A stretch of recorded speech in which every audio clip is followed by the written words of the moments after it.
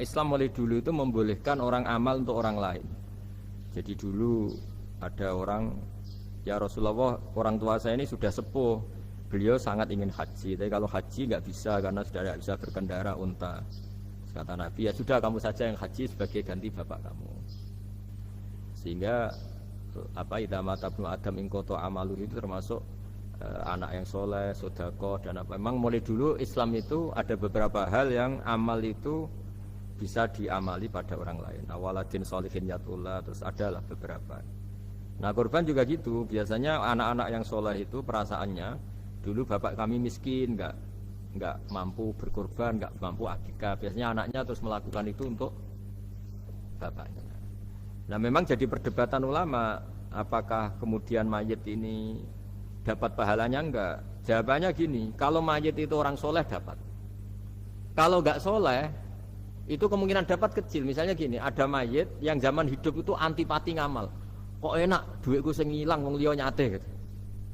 Dia mentalnya mental kikir yang beranggapan kok kenaan tetangga kami, uang kami yang habis, orang lain yang nyate. Terus dia mentalnya gitu dibawa mati. Kemudian anaknya soleh berkorban untuk bapaknya. Lah yang seperti ini ada potensi gak sampai karena dia tidak pernah punya niat.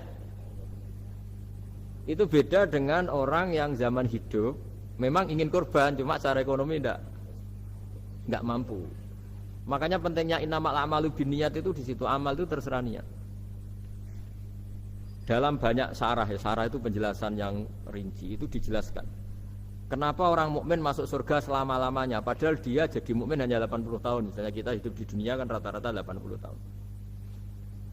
Karena dia berkomitmen andikan hidup 1000 tahun juga tetap mukmin, andikan hidup 2000 tahun ya tetap mukmin, tetap sholat. Setiap orang sholat perasaannya gitu. Andikan kita hidup 2000 tahun juga tetap seperti ini kan, ya tetap sholat, tetap.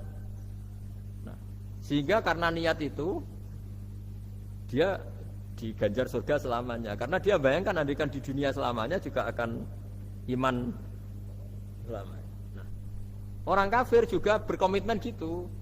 Yang belum rubah maksudnya. Kalau dia hidup ya akan kafir terus. Ya, makanya dia kafirnya 80 tahun, misalnya hukumannya juga neraka yang lama sekali karena. Nah, kira-kira itulah. Makanya kalau mayat tidak soleh ini kita yang sebagai ulama berdebat karena tadi itu kan ibarat gini, ada mayat sama sekali nggak pernah sholat, bahkan dulu itu mengkritik orang sholat, terus dia mati, anaknya jadi orang soleh sering tanya saya, Gus sholatnya bapakku tak kodoin ndak? Wong era sholat kodoin ya tak kuat kan? Beda dengan misalnya kita punya bapak soleh misalnya, terus pas beliau koma ya misalnya ini koma 2 hari kan keluarganya kalau kodoin kan paling 2 hari pas koma. Lah ini orang enggak sholat mulai kecil sampai tua sampai mati. Anaknya soleh tersiksa, anak saya tak kodok ikan. Lah bapakmu sholat boten. Wah ya kesel kowe.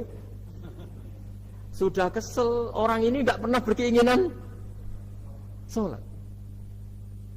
Kan beda dengan nyun sewu ibu saya atau bapaknya Mbak Ova. Memang ibu saya ya enggak sholat itu karena sudah koma atau sudah apa, sudah banyak alat-alat medis yang terpasang. Ini cara ngodoi jumlahnya ya jelas. Dan sumbut karena memang beliau andikan sehat komitmennya juga sholat. Nah ini yang orang kadang salah kaprah, bisa enggak amal sampai mayit? Sebetulnya di dunia ulama perdebatannya bukan masalah sampai tidaknya, mayitnya ini siapa? Kalau mayit ini soleh jelas, dawuh Nabi man sanna sunatan hasanatan falahu ajruha wa ajru man amila biha ila yaumil qiyamah. Orang baik kemudian mengajarkan kebaikan pasti dia dapat investasi kebaikan itu. Dan siapapun yang meniru dia dapat sahamnya. Itu enggak ada perbedaan antara NU, Muhammadiyah, Wahabi, semuanya sama. Yang debat itu yang enggak paham. Tak jamin itu yang debat itu yang enggak paham. Wong hadisnya jelas sahih apa? Siapa yang mensyariatkan kebaikan, kemudian kebaikan itu ditiru oleh orang setelahnya, maka dia akan dapat kebaikan itu dan kebaikannya orang yang meniru itu. Itu kan hadis sahih, enggak ada perdebatan sama sekali. Ya terus yang terakhir ini, terakhir betul ini. Ya sudah. Sallallahu Rabbuna ala nuril mubin Ahmad al-Mustafa